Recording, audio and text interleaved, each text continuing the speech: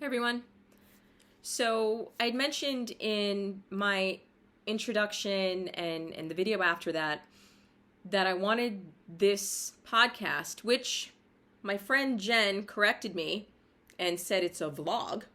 But for those of you who kind of know me, I am horrible with social media, with electronics, anything like that. I literally, after 6 months of having this MacBook, just learned how to make my display brighter. That's how horrible I am with this stuff.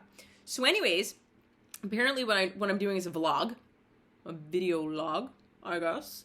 But I've been asking some of my closest friends for their opinions on how I'm received in some of these videos and if I'm offering it more in a conversational setting. And I love the fact that everybody's giving me really positive feedback. So one of my friends mentioned that she wanted to better understand the topic that I talked about on judgment and how not to allow other people's judgments to affect her, which is awesome because I did not finish that video at all. It was kind of like a rough draft and then I just went with it, and I want to circle back to it because what she said is so right. She also mentioned, here, I'm just going to read because I said this is going to be a conversation. So we're going to do it like a conversation. People's opinions, if it's out there and they reach out to me, and me answering them in the best of my ability. She said to me, I'm extra invested in what you're doing because I know you've been going through a lot, but you never told me what's going on. So I want to know what's wrong and what you're doing to pull yourself out of it. I think you're one of those people who are really good at pulling themselves out of it. This friend has known me since college. I have been out of college for a pretty significant amount of time. But again, we're not going to talk about my age. But the truth is, being in the field that I'm in, studying the topics that I studied, working through my own stuff while in graduate school really helped me to better manage my own mental health. I am a huge advocate of reading books. I try to read 3 books a month, sometimes more, depending on how big they are or how busy I am at the time, and also how motivated I am to kind of get myself into the reading. But I really try to do 3 books a month. That's a goal that I have for myself. But at the end of the day, I've learned that a lot of people take their stuff out on others. They project their stuff out on others. They blame others for their stuff. And you have to get to a place in your life where you take a step back and you recognize this has nothing to do with me, which is what I learned how to do back in graduate school. And all those years after, especially in the therapeutic setting, a lot of people ask me, how do you not take that work home with you? How does that not affect you? Don't therapists need their own therapists? And all those comments are valid.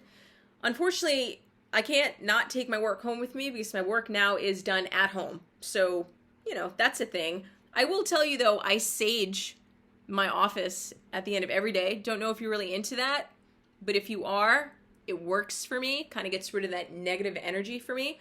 But the biggest thing that I want to share with you is your stuff, my clients' stuff that they're unloading onto me has nothing to do with me. It's their stuff. I can't take their stuff. That has nothing to do with my own personal life. They have to work through their stuff. So they come to me for assistance and guidance on how they can learn how to work through their stuff. And I could possibly teach them how to do that. So going through life with the different people that I've met and the different relationships that I've had, when things have come up, I've gotten to a place where I can take a step back and reflect and ask myself these questions. Is how they're feeling have to do with what they're going through or what they went through, or does it have to do with something that I caused in them? Does it have to really do with me, or am I just getting the brunt of their crap because I'm the closest person to them. When you know who you are, when you have a better idea of your own stuff, when you can confidently say, like, this is who I am, and nothing can affect that, that's when you've mastered life. That's when whatever anybody's going through, whatever they throw at you, whatever they put on you, you know it won't affect you because, again, it has nothing to do with you. You can understand that stuff isn't you because you already know who you are. Does that make sense? So yeah, as far as me working through my own stuff, I allowed myself time and space to heal. So, as I mentioned in a previous video, I was not raised to express my feelings. I've learned how to, but I still revert back to, if something happens to me or I experience something that's really hard or makes me not okay mentally, I do distance myself from everybody. I isolate so I can process it on my own. It's just how it works for me. I will sometimes then invite somebody in to share it with if I feel like it's, as I said before, a safe environment for me and I know that they actually want to hear what I have to say. But at the end of the day, a lot of the times, and what I did over the summer was I isolated for a month and a half, maybe 2 months. It was a big deal, but I allowed myself to go through the motions. I rode the wave, and this is what I teach some of my clients, like, ride the wave of your emotions. There's nothing wrong with feeling what you're feeling. If you need time, if you need distance, if you need space, if you need to be alone, do that. If you want to cry, cry. If you want to be angry, be angry. If you need to be surrounded by people that love you, do that. Whatever works for you, works for you. The idea is for you to figure out what works for you. People can offer their advice and their guidance. That's great. But at the end of the day, you got to figure out who you are and what works for you. So what worked for me was the self-isolation. I still continued to work, but during my breaks, I would drive to the beach and I would just sit there. And if I felt like crying, I would cry. If I felt like being angry, I'd be angry. If I wanted to talk through thoughts in my head, I would do that. I'm also really big into writing feelings out. I love when my clients journal. I have a lot of my clients journal to me or send me voice recordings if that's what they feel they need to do in that moment, so that they know that they are heard, that somebody is out there listening, caring about what they have to say. I offer that. But for me, I worked it through myself, and one day I recognized that I was okay and that I wanted to get back to being social again. So I made plans to host some friends, and that was really nice for me. And then I just started doing that. Started doing things that I normally like to do with other people and inviting them back into my life. But one thing that a lot of my closest friends understand about me is that when I grow quiet, I need that distance. I need that space. They get it. They understand it has nothing to do with them. It's not personal. That's just what Mac does. And when she's ready to come around, she'll reach out. And I always do. So it's really nice to know that you have friends that get you and allow you to be who you are regardless of what you're going through. And don't take things personally, which is great. So I just kind of wanted to share that with you because, again, this is a conversation. My friend brought up this conversation, and I thought it was really worth sharing with other people out there. So as far as judgments,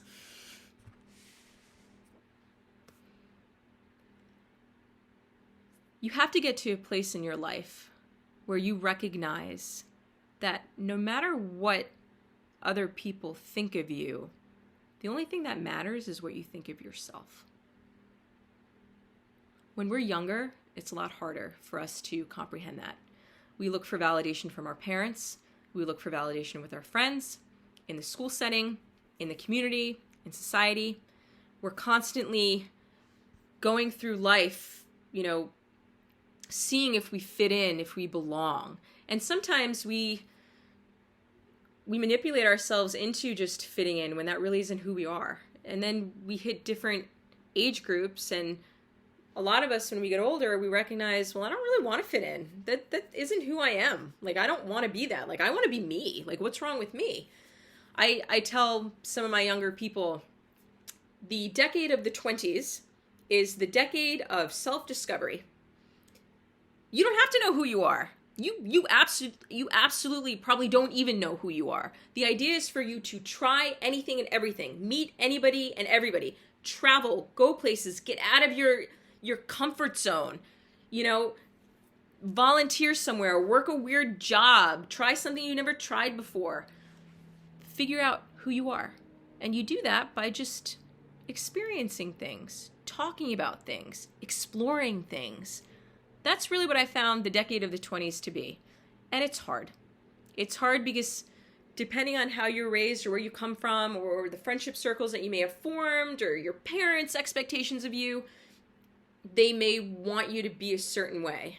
And you may fight that, or you may just succumb to it and feel like, no, this is who I'm supposed to be, so I'm going to be it. But I'm going to assure you, you are going to get to a place in your life when you stop and you think to yourself, I don't even know who I am anymore, but I know it's not this and I don't like it. So then you kind of fight to change that. Hopefully you always fight to be who you truly are. The decades of the 30s, I have found, is when you kind of know who you are. I love my 30s. My 30s, I am more confident in who I am. I understand myself more. I know why I do the things that I do. I take my friendships more seriously, but I also take people as they are. So I have worked on not having any expectations of others, which is hard. And sometimes I slip up because if I'm a certain way in a relationship or in a friendship or in a job setting, I would like them to also be that way, because if I'm putting in all that, it'd be nice to receive that back. But people are who they are, and you can't really throw an expectation on another person without making them aware of what you expect from them.